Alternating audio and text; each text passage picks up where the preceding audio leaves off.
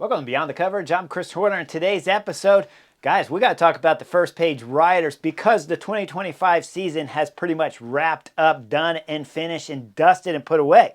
That means we have to look forward to the 26 season that's coming up. But before you go forward, you always have to look back a little bit. So we got to go back to the 25 season and see who really is first page. Now, you guys that are fans of the Butterfly Effect and Beyond the Coverage, you know my first page, 6 first page riders. I only have 6 because they're scary as hell. In order to make the first page, you have to be a writer that every director, every manager, every writer in the writers meeting, when they're all chatting together, they say what? They say Tadej Pogačar is in the race, so we got to build plans around Tadej Pogačar. If he's not there, they say Primož Roglic is in the race. What will the second Slovenian do in today's race?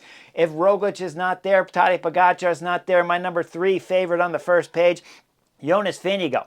What will he do in the race? My 4th favorite, Remco Evenepoel. Again, it's the same question every director sportif and every rider is mentioning in the team bus before the race starts. What will Remco Evenepoel do in today's race? Now, that's still got 2 more riders left. That's Wout van Aert. Okay, this year, when we're talking about the 25 season, there might have been some meetings up there where they say, well, you know, I don't think we need to talk about Wout today because he hasn't been that spectacular, but he had a knee injury at the Volta a España in 2024, so that can explain a lot that was happening in 2025, but I can still guarantee you that his name was mentioned in the classics when you're talking about Paris-Roubaix. I can guarantee you that after the Giro d'Italia on stage 20, when Simon Yates dropped Del Toro spectacularly and Carapaz while they were playing tactical games back there, Simon Yates won because tactical games, but Wout van Aert was up there and pulled Simon Yates away, and I can guarantee you the commentators that I was listening to were saying, hey, Wout van Aert's up the road. If Simon Yates makes it to Wout van Aert, this race is over, and Simon Yates is going to win the Giro d'Italia. And Del Toro, UAE Team Emirates. Remember, UAE Team Emirates, 95 victories in the 25 season, but they lose the Giro d'Italia to Visma Lease Bike Simon Yates because the big guy, Wout van Aert, was up there pulling. So, was his name mentioned as much as the first 5? Not as much. But we go into the number 6, Mathieu van der Poel. You think his name wasn't mentioned? Do you think when he started his season a little bit early at Samu and he went in there and dominated the Samu Classic and then went on to win Milan-San Remo and Paris-Roubaix and put on a show with Tadej Pogačar at Tour of Flanders, where the Slovenian, of course, the Eddie Merckx of the 25 season and the Eddie Merckx of his generation, there's no doubt about it, Tadej Pogačar won Tour of Flanders. So first page riders have to be scary. They have to be mentioned often, if not at every moment during the race. So you got to pay attention to those first 6 page riders. But the problem is, the reason why I don't like to talk about second page riders is because they shuffle all the time, with the exception of one, Mads Pedersen.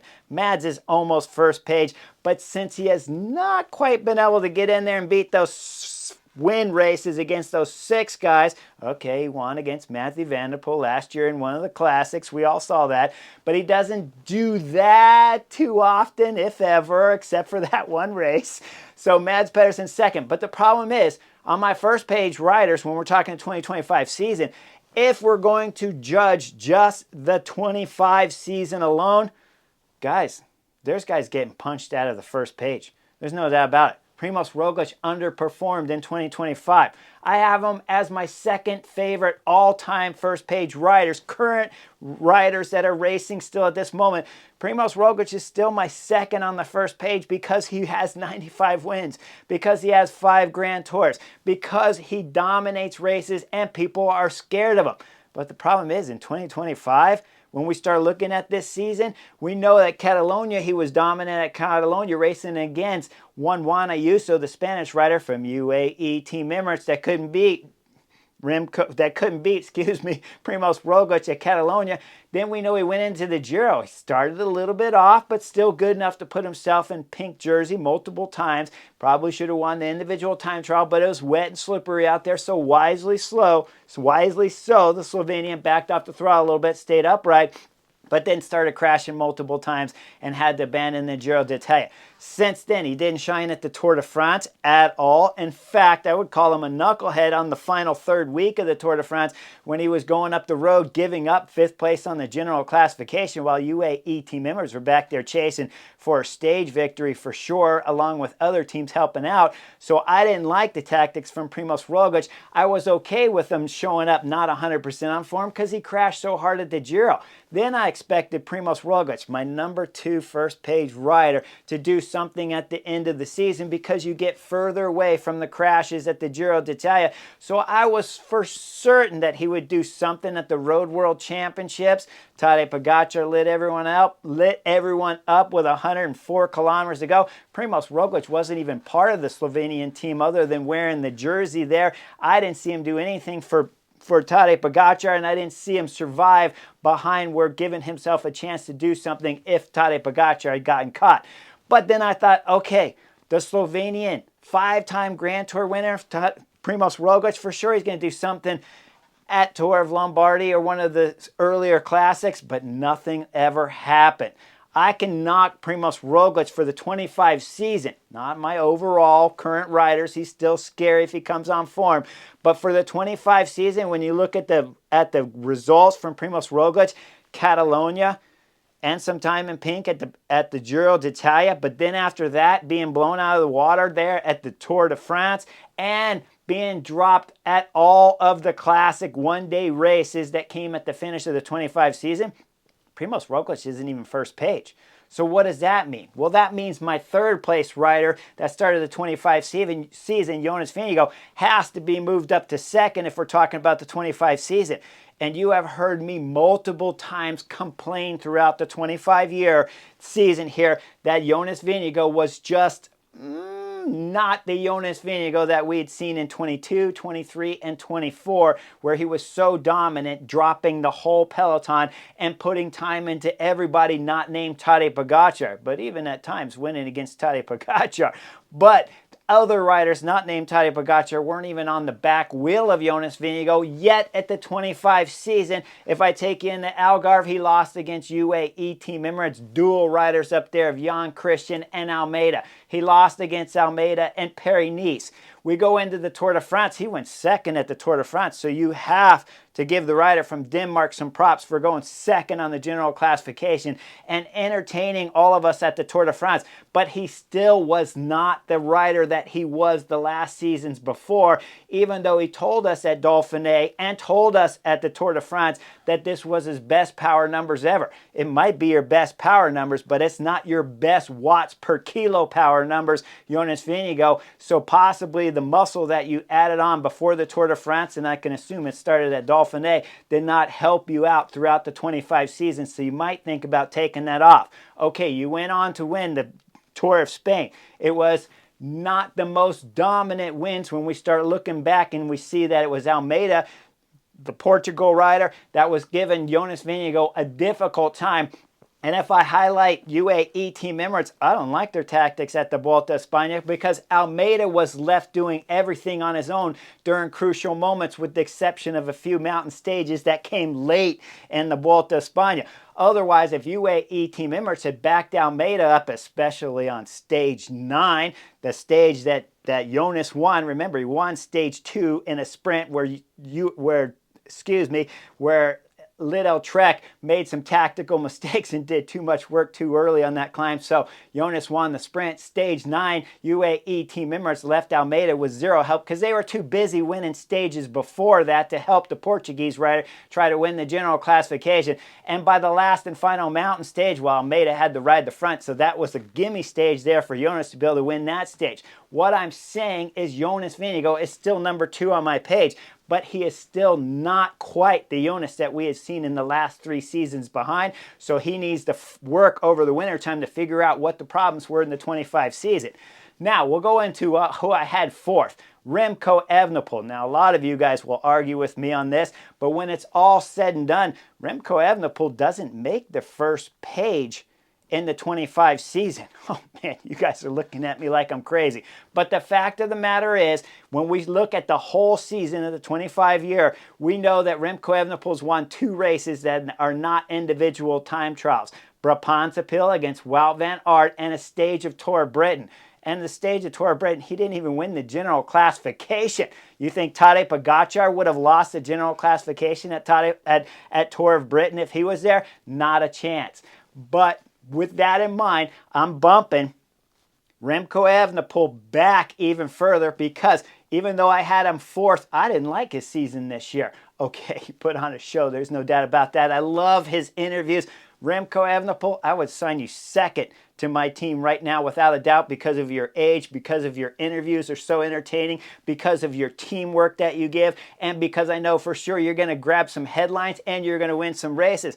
But in the 25 season, what I really saw is a drop in form when we're talking about at Flèche Wallonne, a spectacular blow up in form at Liège-Bastogne-Liège. Tour of Romandy, you got beat by multiple riders there, but you won the individual time trial. When we go fast forward into Dauphiné, you arrived at the Dauphiné looking like you were going to put on a show and be one of the first riders of the 25 season to beat Tadej Pogacar, only to lose spectacularly and again to blow up in the last 2 mountain stages against the Slovenian, against Jonas Vingegaard and Lipovic. You blew up spectacular. So when we're looking at 4th, that I had you at the beginning of this season, and you're still 4th on my all-time list of current riders, but when we're looking at the 25 season, I'm bumping Mathieu van der Poel into 3rd place right behind Jonas Vingegaard, because Mathieu van der Poel and Tadej Pogacar are the only 2 riders that I had at the beginning of the 25 season of my first page riders, 6 of them.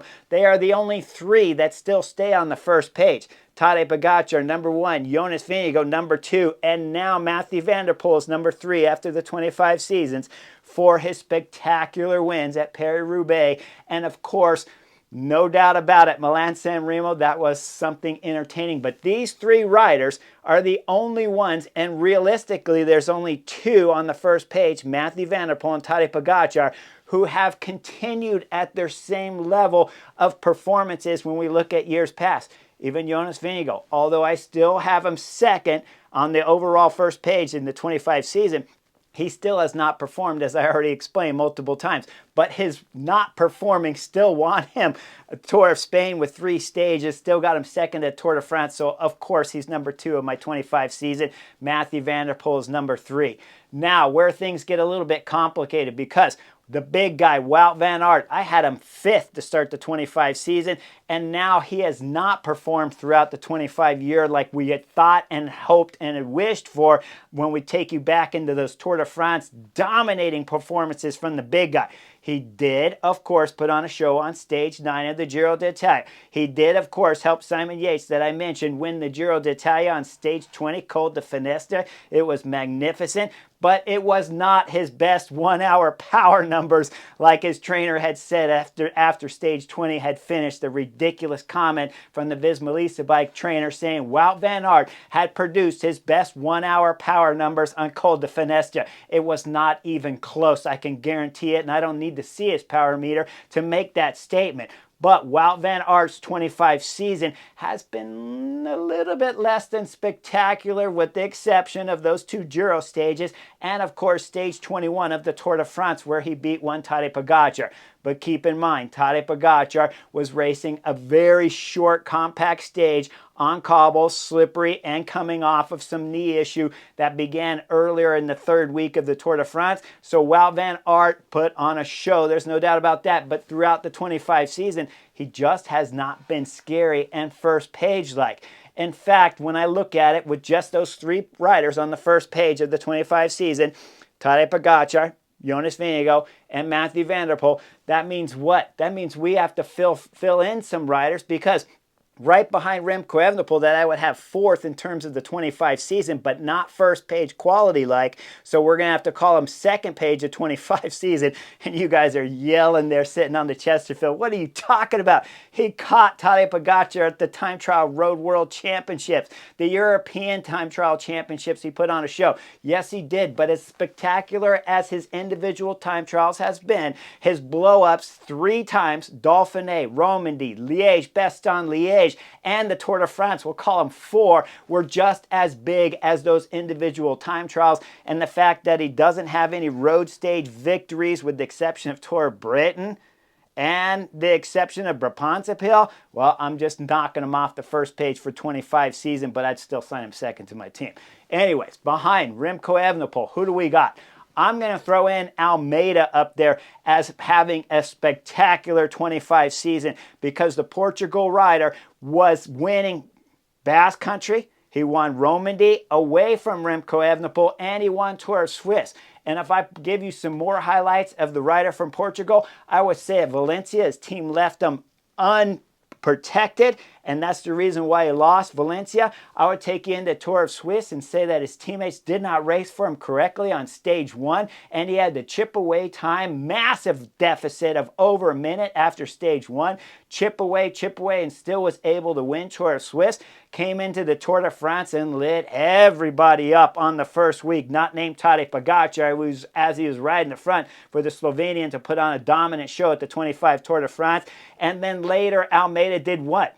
He went to the Vuelta a España, lit everybody up at the Vuelta a España again with basically zero help from UAE team members, and was capable of winning the Angliru stage with one Jonas Vingegaard suffering on his back wheel like crazy as Almeida pulled for 5 kilometers on the Angliru and won the stage. So Almeida's results at the 25 season have been spectacular, there's no doubt about it. And where Remco Evenepoel, Wout van Aert, and Primož Roglic have all dropped in their previous season's form, like we know that Almeida's form from previous years has gone up, so he is high on my list. Now, behind Almeida has to be Del Toro, the Mexican rider from UAE Team Emirates, almost won the Giro d'Italia. He did win a stage. He did go into Col de Finisterre with the race leader's jersey, but he raced it tactically unwise, and I would say it is not the fault of the Mexican rider, because I would put all of the blame on the director sportif behind. That said, he told him one time that Wout van Aert was up the road, so you better pay attention to Simon Yates. One time he told him that on an 18-kilometer Col de Finisterre climb. He should have been yelling and screaming at the young Mexican rider to start going and working with Richard Carapaz so he could become a Grand Tour winner, the first Grand Tour winner from Mexico that's ever had throughout the history of the pro cycling world. So that was a massive mistake on stage 20 from the director sportif. But Del Toro, your season throughout the 25-year has been spectacular. And of course, you are incredibly young, so we only have a year to compare it to go back into. But your season has gotten better and better throughout your career, and your ability to position yourself in the peloton has grown substantially when we compare it to seasons past. So, Del Toro, remarkable year. We go into the next rider, Mads Pedersen, that I have 7th on my 25 season list. Well, Mads Pedersen put on a show after being kicked off the Tour de France roster. He showed up at the Giro d'Italia, commanded the whole 3 weeks of the Giro, and took home the sprint leader's jersey along with 4 stages. He was remarkable. Behind Mads Pedersen, I'm going to finally put in Wout van Aert in 8th position of my 25 season, because I still got to give a guy that had a knee operation the year before after the Vuelta a España finished in 2024 where he crashed out. I still have to give him massive props to the big guy to come in without the best of form and still be able to get win against Del Toro on the white sands there in Italy on stage 9 of the Giro. Still helped Simon Yates wrap up the Giro d'Italia victory after the Col de Finisterre finish, and still won stage 21 of the Tour de France against one Tadej Pogačar. Fantastic results of those 3 days. I wish the big guy was back to 100%, but he's just not, but he's still in the top 10. We look behind Wout van Aert. I'm going to put this rider as Primož Roglic. He's started the year 2nd, and he has moved all the way back down to 9th, just barely in the top 10. And I'll say Primož Roglic, his ride at Catalonia, his 2 times spent in the pink jersey at the Giro d'Italia, where he should have won the general classification, but of course, bad luck, whether if it's on his fault or just being bad luck of the crashes at the Giro d'Italia, have knocked him from 2nd down to 9th on my 25 season. Because mainly, where were you at the end of the season? what happened at the Road World Championships, what happened at the Tour of Lombardy, where you had Red Bull, Bora Hansgrohe pulling on the front with the legend Eddie Merckx, oh, excuse me, his name's Tadej Pogačar at Lombardy, but pulling on the front with Tadej Pogačar for 50 kilometers just to get dropped on the penultimate climb, really the final climb with 40 kilometers to go, but officially the penultimate climb, after battling with one Michael Storer for position, and you still cannot fight for that position to hold it and then get dropped. Well, you're ninth at the 25 season finishes. I know I live a hard game here, but guys, that's the way I see it. When we look at the first page riders starting the 25 season, only 3 riders managed to still stay on there. Tadej Pogačar, Jonas Vingegaard managed with the top level form that he had from the previous years to be able to still carry in a Grand Tour victory when it's all said and done, a second at the Tour de France. And Mathieu van der Poel, what a spectacular show. Those are my first 3-page riders right there, the 25 season. Everyone else that I mentioned, guys, yes, they put on a show for us. Congratulations. There's no doubt about that. If you're sitting on the Chesterfield, you enjoyed watching Remco Evenepoel battle, and you enjoyed Almeida winning races. You enjoyed, of course, Mads Pedersen's fantastic victories. But when it's all said and done, I got 3 first-page riders here on the Butterfly Effect and Beyond the Coverage. Like and subscribe. I'll see you guys for the next edition of Beyond the Coverage real soon.